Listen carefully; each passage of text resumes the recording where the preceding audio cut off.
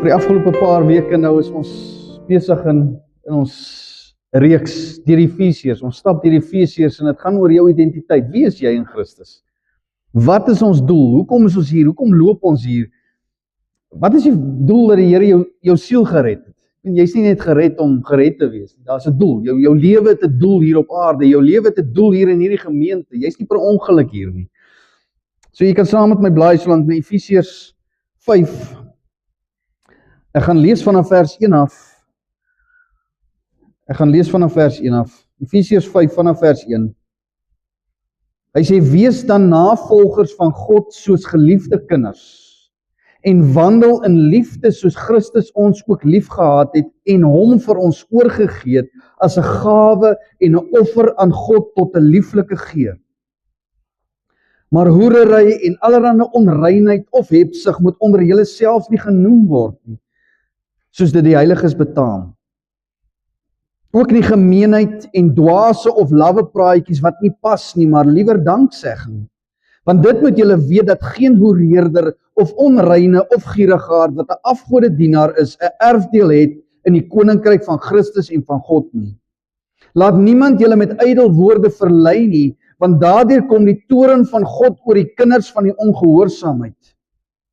Wees dan nie hulle deelgenote nie, want vroeër was julle duisternis, maar nou is julle lig in die Here, wandel soos kinders van die lig.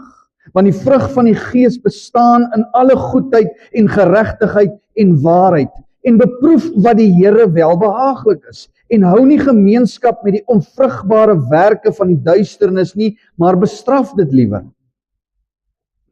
Want wat in die geheim deur hulle gedoen word, is skandelik selfs om te noem. Maar al die dinge wat deur die lig bestraf word, word openbaar. Want alles wat openbaar word, is lig. Daarom sê hy, ontwaak jy wat slaap, en staan op uit die dode, en Christus sal oor jou skyn.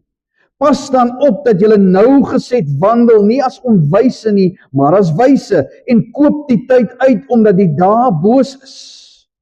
Daarom moet julle nie onverstandig wees nie, maar verstaan wat die wil van die Here is. En dan ons gedeelte vanaf vers 18. Moenie dronk word van wyn nie, want daarin is losbandigheid, maar word met die Gees vervul. Spreek onder mekaar met psalms en lofsange en geestelike liedere en sing psalms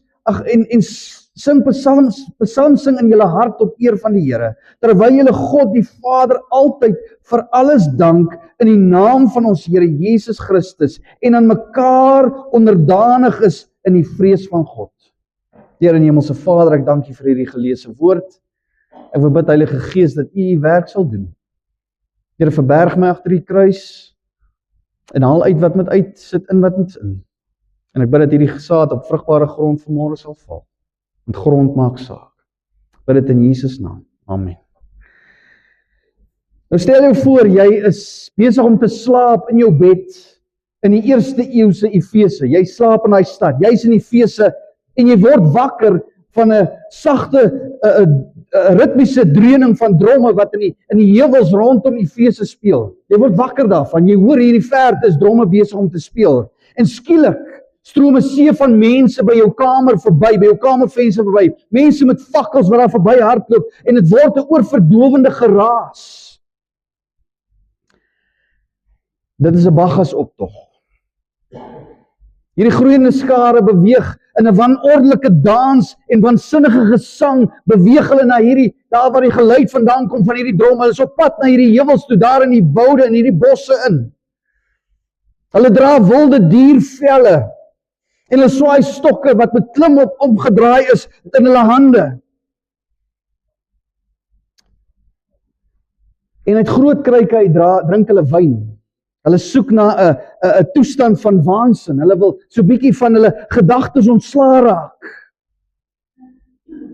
En vir hulle is hierdie waansin, hierdie die mekaar gedans en hierdie geluide wat daar mee saamgaan, is hulle heilige diensorde. Soos ons vanmôre 'n diensorde gehad het met die afkondigings en met die musiek en al hierdie goeders, dit is ons diensorde, is dit hulle diensorde. Hierdie chaos, hierdie geraas, hierdie rumoer en hierdie dronkwees is hulle diensorde. En hulle glo dat deur beheer te verloor, hulle gedagtes leeg te maak, dronk te word, kan hulle nader kom aan hulle God genaamd Bacchus. Nou die God Bacchus, hulle hoop dat hierdie God Bacchus van hulle besit sal neem, as hulle van hulle gedagtes so 'n bietjie ontslae kan raak. En dat hierdie God van hulle werklik hulle kan lewendig laat voel. Ek bedoel, hulle probeer desperaat, soos enige van ons, om van die swaar laste en die probleme van die lewe ontslae te raak. Almal het probleme, elkeen van ons. En hierdie mense in 1 Efese sit ook met probleme. En ongelukkig in die proses, terwyl hulle wil ontslae raak van hierdie probleme, deur dronk te word en met hierdie God Bacchus beset te word, dat gaan hulle al hoe morele grense. En jy kan so 'n bietjie gaan navorsing doen oor hoe dit gelyk het in daardie tyd. Hulle aanbidding het uiterste dronkenskap bevat, nommer 1. Nommer 2 was geheime seksuele gewelddadige orgies. En nommer 3 was die uitmekaar skeer van diere, wat hulle uiteindelik die rou vleis van geëet het. So dit was chaos in daai heuwels. Die aanbidding van die wyngod Bacchus is ten minste 3300 jaar oud. En hy kan teruggevoer word na die oorsprong as die Griekse god Dionysius. So dis 'n stokou afgod van hulle. Nou Plato, van julle wat hom ken as hierdie Griekse filosoof wat 427 jaar voor Christus geleef het die volgende te sê gehad: daar is skaars 'n nugter persoon in die hele gebied gevind kon word gedurende hierdie afskuwelike feeste. Hierdie geheime wilde rituele het so groot ontwrigting in Rome veroorsaak, dat die Romeinse Senaat in 186 voor Christus het hulle streng bevel uitgevaardig om hierdie afgodsaanbidding te onderdruk. Nou moet jy vir jouself dink, as 'n heidense volk hierdie aanbidding wil onderdruk, want dit is chaos, nou moet jy dink hoe chaos was dit. Ek dink as kinders van die Here daar moes wees en dit beleef het, sou ons hare gereis het. En dit is presies uit hierdie toneel van middernagtelike geraas en heidense aanbiddingsrituele wat hierdie kerkie in Efese uitgeruk is toe die Here hulle siele gered het met wedergeboorte. Hulle kom uit dit uit. En hulle was versoek om terug te val wanneer dinge begin moeilik raak. En hierdie gemeente sit daar en is besig, hierdie leier is besig om hierdie brief van Paulus af vir hulle te lees. En Paulus sê, wees baie versigtig hoe julle leef, 5 vers 15. En hy verduidelik hierdie versigtige wandel, soos ek laasweek gesê het, ons wandel op hierdie hoë koord, met hierdie stok en wysheid van God se woord. Hy sê nie as onwys is nie, maar as wyse, vers 15. Nie as dwaas nie, maar verstaan wat die wil van die Here is, ken God se gedagtes, vers 17. En dan nommer 3 sê hy, moenie dronk word nie, maar word vervul met die Heilige Gees. Paulus maak dus hier nie net 'n morele kontras nie, met ander woorde, dit is hoe die immorele mense werk, en dis hoe die morele mense werk nie, maar hy maak ook 'n teologiese kontras hier. Hy praat nie net van die morele en sosiale ewels van dronkenskap, soos gebroke huisgesinne, huishoudelike geweld, finansiële onstabiliteit en misdaad nie. Hy praat nie net van dit nie, maar hy praat van die gebruik van dronkenskap as 'n manier, as 'n middel vir aanbidding. Want dronk word het 'n middel geword om hulle God te aanbid. Dit is soos die Rastas, wat glo om dagga te rook, bring hulle nader aan God. Julle het dit al gesien? So rook word 'n middel tot aanbidding. Hier was dronk word 'n middel tot aanbidding. Dis waarvan Paulus hier praat, dis wat hy aanspreek. Bacchus aanbidding het 'n tydelike chemiese ontsnapping gebring vir die lewe se swaar en omstandighede, wat mense die volgende oggend skaam en leeg laat voel het. Jy kan net vir jouself dink wat daar aangegaan het.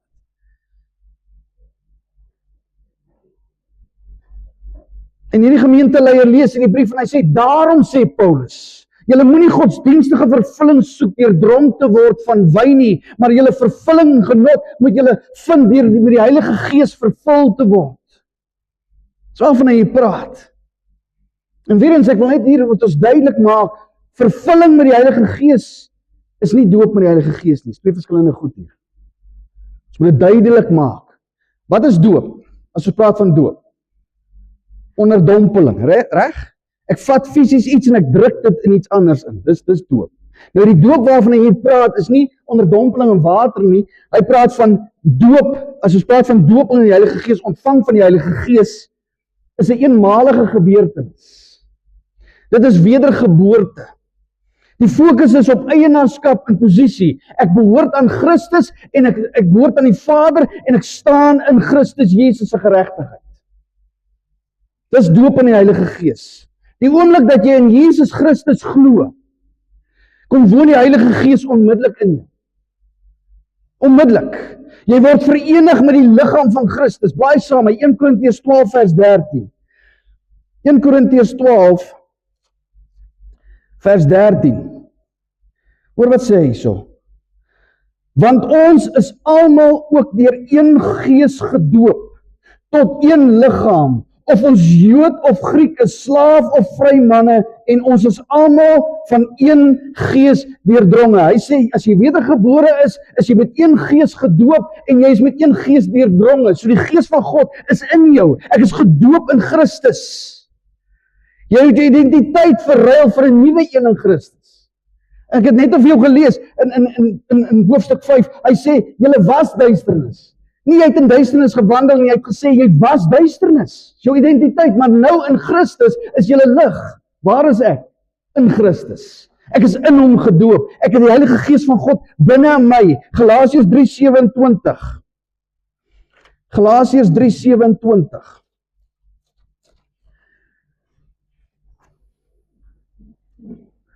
Dit is baie belangrik. Hy sê, want julle almal wat in Christus gedoop is, het julle met Christus beklee. Ek sê weer, as ek voor God staan, en ek ken myself. Ek weet waarvandaan ek kom. As ek voor God moet staan in my eie geregtigheid, is ek verlore, maar ek staan daar en ek my met Christus beklee, sê hy. Dink jouself, jy's toegemaak in hom, in sy geregtigheid, in sy lewe. Soos God die Vader na my kyk, sien hy vir Jesus. Ek is wedergebore. En dan sê hy, jy's verseël met die Heilige Gees. Efesiërs 1 vers 13 tot 14 en Efesiërs 4 vers 30. Kom ons gaan vinnig so toe. Efesiërs 1 vers 13 en 14. Hoor wat sê hy daar? Hy sê, en wie julle ook nadat julle die woord van die waarheid, die evangelie van julle redding gehoor het, en wie julle, nadat julle ook geglo het, verseël is met die Heilige Gees van die belofte. So ons is in Christus, ons is verseël met die Heilige Gees. Efesiërs 4 vers 30, sê hy dieselfde ding. Hoor wat sê hy daar? Hy sê, en bedroef nie die Heilige Gees van God nie, deur wie julle verseël is tot die dag van verlossing. Ek is verseël met die Heilige Gees tot die dag van verlossing, tot Jesus kom. Hierdie is nie, as ons praat van doping in die Heilige Gees, en ons praat van ontvangs van die Heilige Gees, is dit 'n eenmalige gebeurtenis. Dis nie iets wat herhaal kan word nie. Ek meen, hoe ontvang jy iets wat jy reeds besit? As jy reeds 'n kind van die Here is, jy het reeds die Gees van God binne in jou, hoe ontvang jy dan iets? As hy praat van, jy met die Gees vervul word, dit is klinde goed. Weereens, as hy praat van doping in die Heilige Gees, as jy nie gedoop is in die Heilige Gees nie, is jy nie 'n kind van God. Romeine 8 vers 8 tot 9. Belangrik dat ons hierdie konsep kry. Romeine 8 vers 8 tot 9. Romeine 8 vers 8 tot 9. En die wat in die vlees is, kan God nie behaag nie.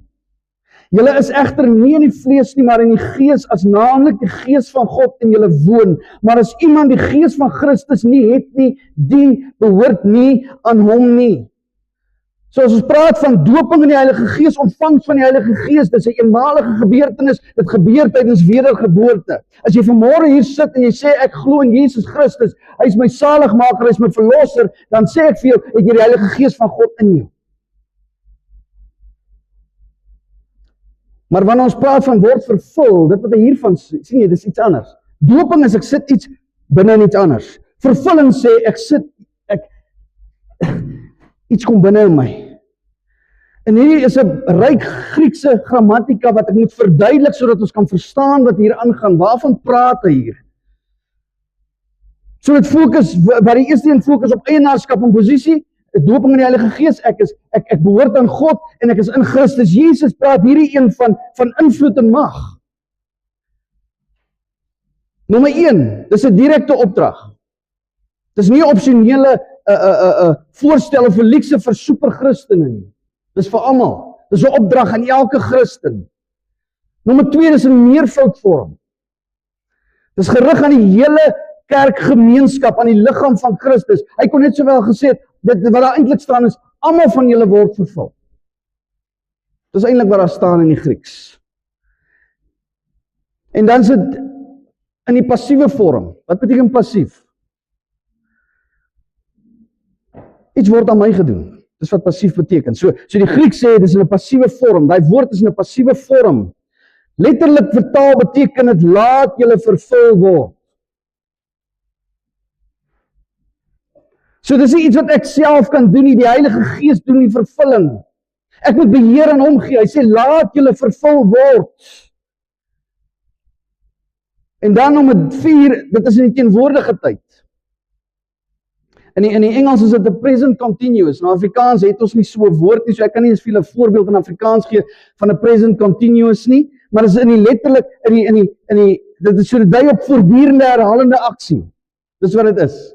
So word gevul en hou aan om gevul te word. Word nou gevul en hou aan om gevul te word.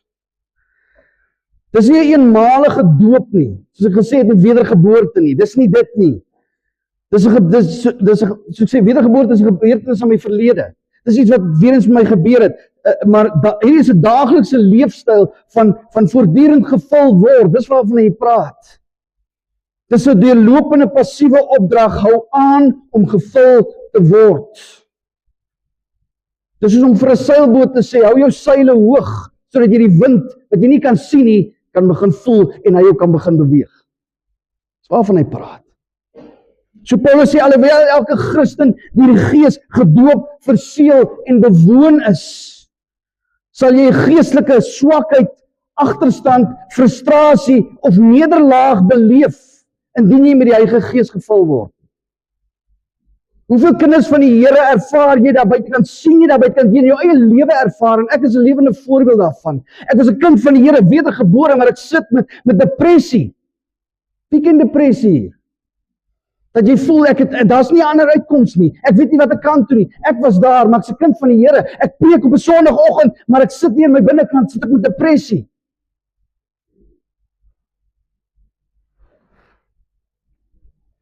En hoekom? Dis waar die invulling van die Heilige Gees kom. Dis waar die invulling kom. So ek is wedergebore, ek is gedoop met die Heilige Gees, maar nou kort ek invulling. En wat het my verander? Ons gaan net nou daarby kom. Dis 'n voortdurende aspek van gevul word, vervuld gehou word. Hou jou beker vol. Dit behels 'n daaglikse oomblik vir oomblik onderwerping aan die Gees se beheer. Dis waarvan hy hier praat. Waar 'n dronk persoon beheer word deur die drank. Ons praat van jy's onder die invloed, reg? Moet jy onder die invloed van die Heilige Gees wees. Dis wat hy sê. Waar drank jou beheer, moet jy beheer word deur God self. Waar alkohol 'n persoon se beheer wegneem en lei tot sy ondergang, neem die Gees beheer om die lewe wat in Christus vir jou is, werklik daar te bewerkstellig. Hoe lyk 'n kind van die Here? Onthou ek sê weer, hier gaan oor ons identiteit. Hoe lyk dit? Hoe moet jy leef? Hoe moet jy praat? Hoe moet jy optree? Wanneer die Heilige Gees van jou besit neem, wanneer die Heilige Gees beheer neem, wanneer jy onder die invloed is van die Gees, verloor jy niks nie, behalwe jou ou dooie gewoontes. Nou onafhanklikheid is 'n moderne ekwivalent van hierdie Efesiese wynvate waaruit hulle gedrink het om dronk te word. Net soos in die kerk is hierdie onafhanklikheid. Gelowiges het vandag nog swaar laste. Ons sit vandag nog, soos jy hier sit, het jy probleme, jy dinge wat nie vir jou sin maak nie, waarvan ons wil ontsnap. Ek meen elkeen van ons. Maar ons het dronk geword op hierdie wêreldse idee van selfstandigheid. Ek kan 'n ding op my eie doen. Moderne Christene beskou hulle geloof dikwels as 'n private, individuele transaksie. Dis net tussen my en God. Dis net ek, my Bybel en Jesus. Ek het nie die kerk nodig nie. Jy het dit al gehoor? Dis 'n nuwe ding in die kerk. Christus het sy lewe gegee vir sy bruid, die kerk. Dis ek en jy. En om die hoof op te eis, om te sê ek glo in Christus Jesus, ek aanvaar hom as my saligmaker, terwyl jy die liggaam verwerp, verbreek die prentjie van eenheid wat hierdie hele boek van Efese, hierdie hele brief wat ons nog tot dusver gelees het, verbreek dit. Die wêreld kyk na ons en hulle sien 'n verdeelde getuienis in plaas van 'n liefdevolle familie in Christus Jesus. Dis die probleem. Vandag se kerk worstel diep met geïsoleerde Christendom. Maar die Nuwe Testament weet niks van gelowiges wat hulle van die kerk afsny nie. Daar's nie so iets nie. Wanneer individue in Christus glo sonder om hulle aan die liggaam te verbind, weerspreek hulle die meganika van die Heilige Gees se krag wat in die skrif uiteengesit is. So hoe werk die Heilige Gees? Ons gaan nou sien. Die woord vervul is weer eens 'n meervoudsopdrag. Dis aan die hele kerk opgedra. Dit word aan die hele gemeenskap gerig. En die verse wat volg hierna beskryf 'n gesamentlike gemeenskaplike aksies. Dis vir die hele kerk. Terwyl die Gees in individue woon. Dis reg. Openbaar Paulus dat die volheid van die Gees gesamentlik ontsluit word. Geïsoleerde gelowiges sny hulself af van hierdie primêre omgewing waar God beloof het om sy teenwoordigheid uit te stort. Dis in die kerk. Daar is 'n hele psalm daaroor geskryf. Blaai saam met Psalm 133.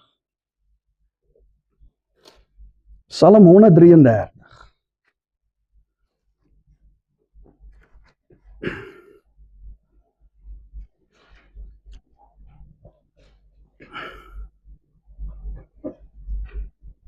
Opskrif hier is broederlike liefde. Hy sê, kyk hoe goed en hoe lieflik is dit dat broers ook saamwoon.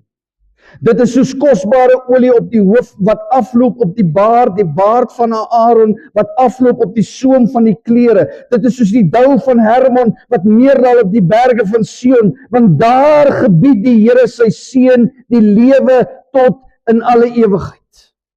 Waar broeders saamwoon. Dis 'n goddelike beginsel en ek gaan dit weer sê. Ek het dit al hier gesê, ek sê dit vir my kinders gereeld, ek sê dit vir myself gereeld. Jy kan nie teen God se beginsels gaan nie, want jy gaan jouself breek teen God se beginsels. As hy gesê daar waar broeders saamwoon, daar gebied ek my seëninge, dan beteken dit daar gebied hy sy seëninge. Ek kan my nie self daarvan af verwyder nie. Dis dit ek Jesus in my Bybel. Dis nee. Dit is sy plek, nie 'n fout maak nie. Maar dit gaan dieper as dit.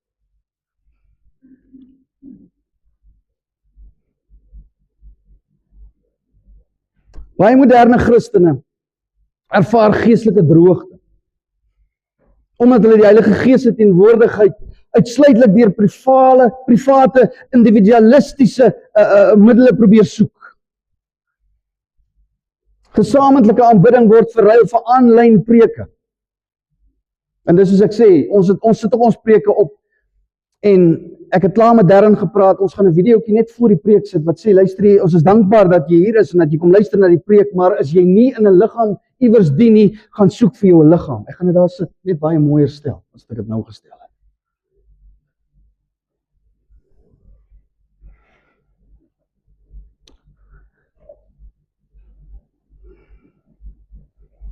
Ons sit in die agterste ry. Ons kom kerk toe, ons sit in die agterste ry en maar ons groet nooit niemand. Ek het nie 'n verhouding met jou dat ek met jou kan deel, hoe gaan dit met jou? Nee, dit gaan nie so goed nie. Wat vir my? Ons mis al daai goed. Wanneer jy jouself van die kerk van Christus isoleer, word die kerk van jou unieke stem beroof. Nie 'n fout maak. Jy het 'n unieke stem wat God in jou gesit het, die oomblik toe jou siel gered het, en nou word ons beroof van jou stem. En dan, aan die ander kant, ontneem jy jouself van die hoorbare geloofsopbouende stemme van jou broers en susters in hierdie kerk. Ek meen, waarom wil jy die laste van die wêreld vir jouself dra? Hoekom jy self sukkel? Ek meen, Galasiërs 6 vers 2 sê, dra mekaar se laste en vervul so die wet van Christus. 1 Korintiërs 12:26 sê, as een lid ly, ly al die lede saam. beginsels hierdie. Paulus verskuif 'n Christen se identiteit van ek is 'n Christen na ons is die tempel van die lewende God waarin die Heilige Gees van God werk. Hy verskuif daai so bietjie. En waar hy aan die werk is sigbare gevolge. Jy gaan dit sien, jy gaan dit beleef. R.C. Sproul het gesê, die Heilige Gees is nie bloot 'n abstrakte krag nie. Hy is 'n persoon wat die mense van God bemagtig vir die Christelike lewe. So ek is 'n Christen, die Heilige Gees gaan jou bemagtig om te wees wat jy veronderstel is om te wees. Nou weer eens, ek wil hê ons moet dit sien. In die Grieks vloei vers 19 tot 21 direk uit vers 18 uit via enkele hoofwerkwoord word gevul. So weer eens, daar's nie in ons Afrikaans is die volgende goed is klink soos werkwoorde, maar dit is nie. In die Griekse, as jy dit in die Grieks vat, is dit letterlik deelwoorde. Dis wat dit is. Sorry, ek gee nog vir julle Afrikaans nog mooi. Ek gee vir julle 'n klas. So, en is belangrik dat ons dit verstaan. Terwyl deelwoorde as bevele geïnterpreteer kan word, en ons sien dit daar as half bevele, beskryf hierdie 5 deelwoorde die gevolge van vervulling met die Gees van God. Hierdie is die gevolge. So wat ek nou vir jou gaan lees, is word vervul met die Gees van God, en hier is die gevolge daarvan. Nommer 1 is hartlike aanbidding. Ons sing psalms, lofsange en geestelike liedere sing. So dis nie 'n opdrag nie, dis 'n gevolg van die feit dat jy gevul is met die Gees van God. Die geesvervulde lewe bring musiek voort. Die angswekkende geluide vanaf God se aanbidding, daar in daardie strate, in daardie heuwels van die feeste, word vervang met 'n nuwe klank. Of jy nou 'n noot kan hou of nie, 'n geesvervulde Christen maak musiek. Jy sing. Jy het dit al beleef? Jy sit in jou kar en jy sing.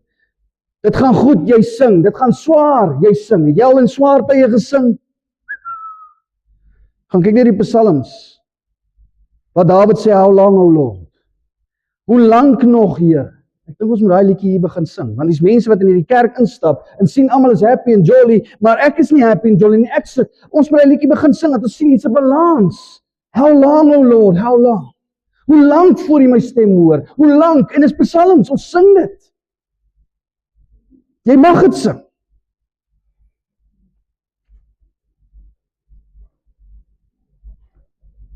So 'n geesvervulde Christen is 'n singende Christen.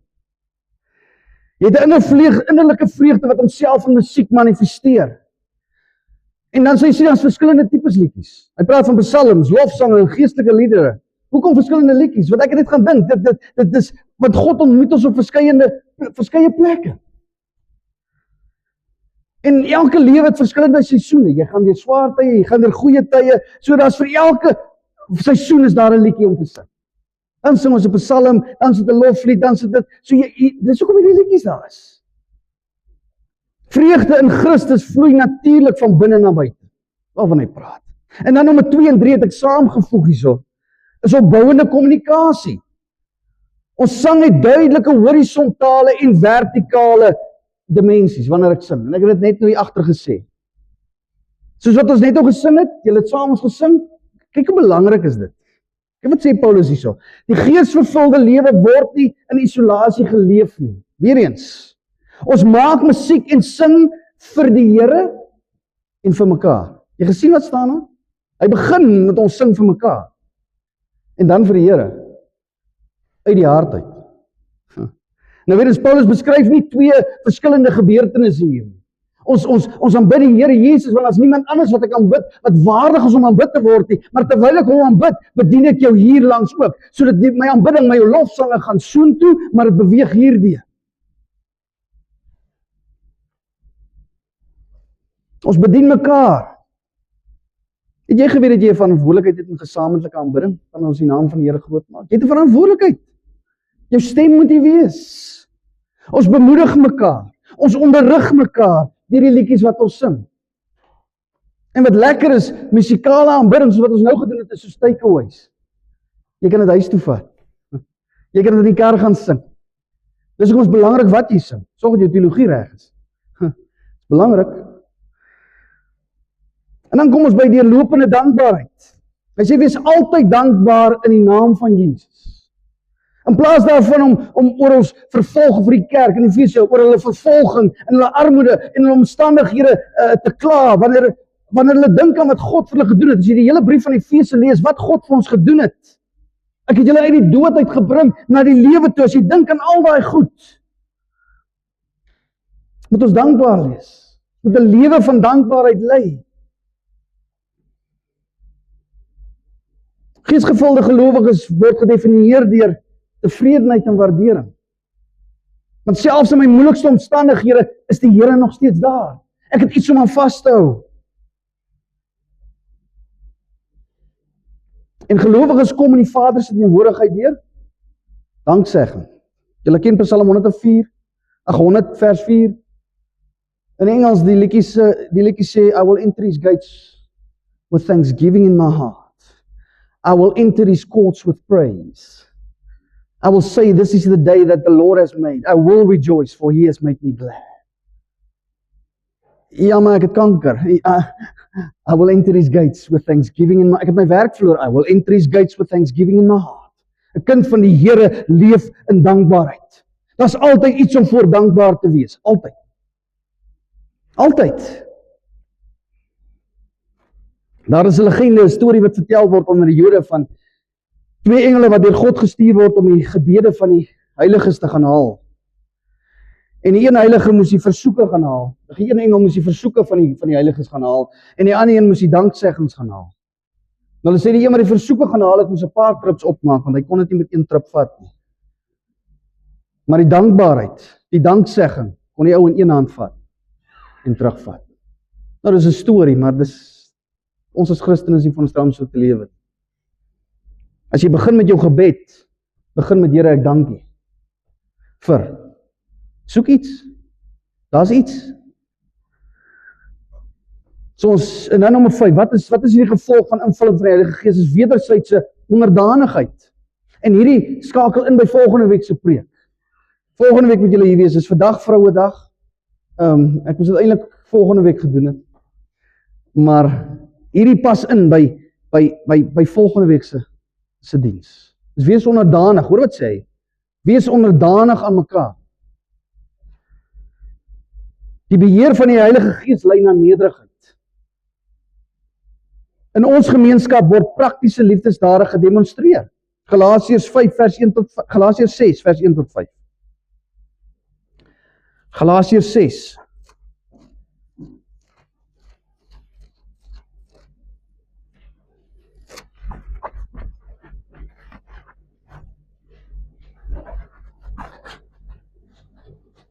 Maar wat sê hy so?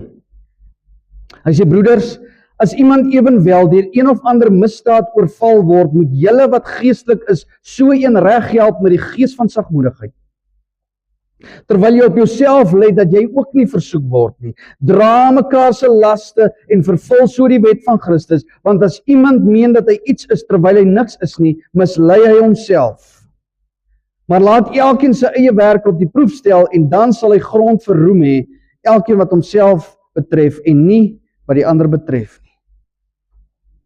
Die Gees stel jy om in staat om te doen wat nie natuurlik kom. En wat is dit? Dis om die welstand van ander bo jou eie te stel. Gaan dit met jou?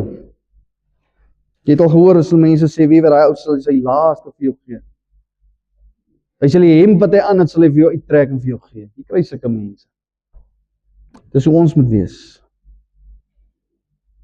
Nou in 'n wrede Romeinse wêreld, waar mag en ego en status hoogtyd gevier het, kies hierdie gelowiges om aan mekaar toe te gee uit eerbied vir Christus. Vyande word broers en susters in Christus. Die plaaslike kerk dien as God se laboratorium vir heiligheid, vir heiligmaking. Hierdie is sy laboratorium vir heiligmaking. Ek is hier vir jou heiligmaking. Nie ook like jou nie. Ek is hier vir jou heiligmaking. Sterkte. 'n verenigde, diverse liggaam van gelowiges wat ons is.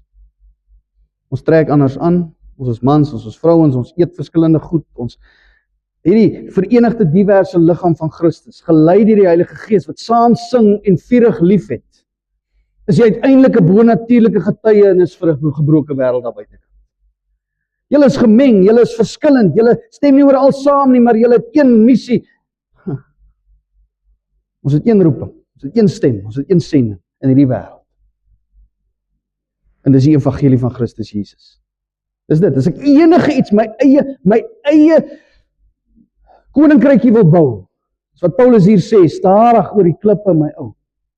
Jy is deel van die liggaam van Christus, en jy het een doel voor. 'n losstaande vinger kan nie die pragt van 'n liggaam tentoonstel. Jy het nie daai vermoë nie. Jy het die hele liggaam nodig om vir iemand te wys, dit is hoe 'n liggaam lyk. En dis die kerk. So as dit die gevolge is van hoe 'n geesvervulde liggaam van Christus lyk, hoe word ons dan gevul met die Gees? As doping in die Heilige Gees, ontvangs van die Heilige Gees gebeur tydens wedergeboorte, dis klaar gedoen, it's once off, dit gebeur nie weer nie. Wat is dan vervulling met die Heilige Gees? Waarvan praat hy? Hoe kry ons dit? Nou ek wil hê met saam met my blaai na Kolossense 3. Paulus antwoord onsself daarso. Blaai saam met my.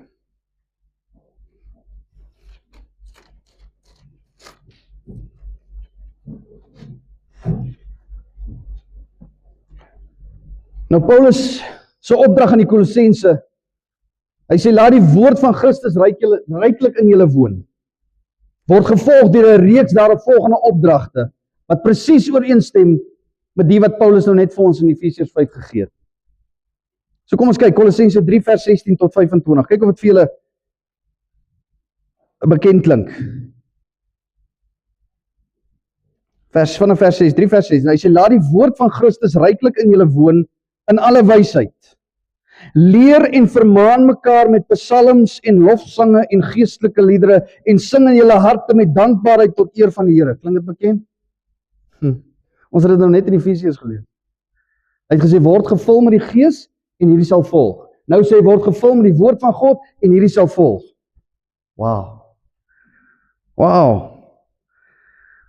Dan gaan hy aan. Hy sê, en wat julle ook al doen in woord of in daad, doen alles in die naam van die Here Jesus en dank God die Vader deur hom. En dan gaan hy aan, vrouens wees in julle eie mans onderdanig, soos betaamlik is in die Here, en dis volgende week se preek daai. Maar sien jy, Efesiërs is presies dieselfde, word gevul met die Gees en hierdie sal volg. Word gevul met die woord en hierdie sal volg, presies dieselfde. Presies dieselfde ding.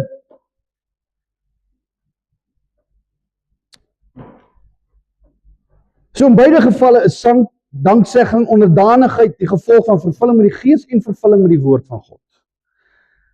So dis maklik om tot die gevolgtrekking te kom, dat vervulling met die Gees nie 'n mystieke ervaring is, wat vir 'n sekere groep heilige Christene daar gesit is en met 'n sekere geheime formule gekry moet word. Nee, dis nie wat Paulus hier sê nie. Dis eenvoudig om die woord van Christus, die skrif te neem, dit in jou te laat woon en elke deel van jou wese te deurdring. Om met God se Gees vervul te word, is om met God se woord vervul te word, is om met God se gedagtes vervul te word. 1 Korintiërs 2 vers 10 tot 13. 1 Korintiërs 2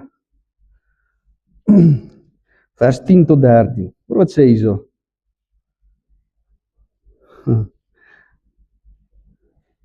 Hy sê, maar God het dit aan ons deur sy Gees geopenbaar, want die Gees ondersoek alle dinge, ook die dieptes van God. Want wie van die mense weet wat in 'n mens is, behalwe die Gees van die mens wat in hom is? So weet ook niemand wat in God is nie, behalwe die Gees van God. Ons het ewenwel nie die Gees van wêreld ontvang nie, maar die Gees wat uit God is, sodat ons kan weet wat God ons uit genade geskenk het. Daarvan spreek ons ook, nie met woorde wat die menslike wysheid leer nie, maar met die wat die Heilige Gees leer. So wat se woorde leer die Gees ons? Sodat ons geestelike dinge met geestelike vergelyk.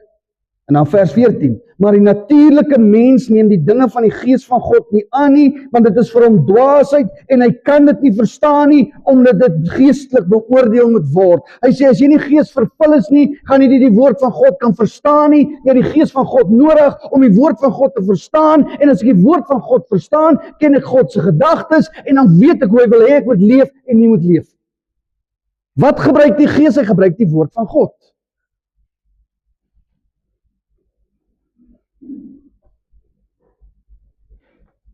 En wanneer ons God se woord in ons kry, word ons meer en meer deur die gees gebruik. Meer en meer deur die gees beheer. En die Heilige Gees gebruik die woord om beheer oor ons uit te oefen. Kom sê, lees die woord. Ken God se gedagtes. Charles Spurgeon het gesê, prik 'n Christen op enige plek en hy bloei skrif. Die kern van die Bybel vloei uit hom uit. Is dit nie beautiful? In die Engels klink dit vir my so mooi, you bleed bibline. Jy breek Bybel, jy bloei Bybelse lyne. Dis die kind van die Here. So stel jou voor, jy stap in 'n groot konsertsaal binne. En op die verhoog is honderde musikante besig om hulle musiekinstrumente te stem. Jy hoor so bietjie as jy soggens hier by ons is. En die een stem sy gitaar, daai en doen dit, en jy beleef so bietjie, maar ek praat nou van 'n simfonieorkes. Jy stap in daai saal in, en hier's honderde musikante besig om hulle musiekinstrumente te stem. Daar is skreeuende viole. Daar is blasende trompette en klinkende simbale en gitare wat gestel word. Elke musikant speel 'n ander dingetjie, want hy stel sy goed in, hy's besig. Nou so klink 'n kerk wanneer ons op ons eie krag en agenda staat maak. Die mekaar, chaos. Maar dan skielik stap die dirigent op die podium. En hy tik hy stokkie. En hy raak stil. En hy begin beweeg sy arms. En skielik raak hierdie die mekaar spul, raak 'n simfonieorkes. Dit word 'n musiek blyspel.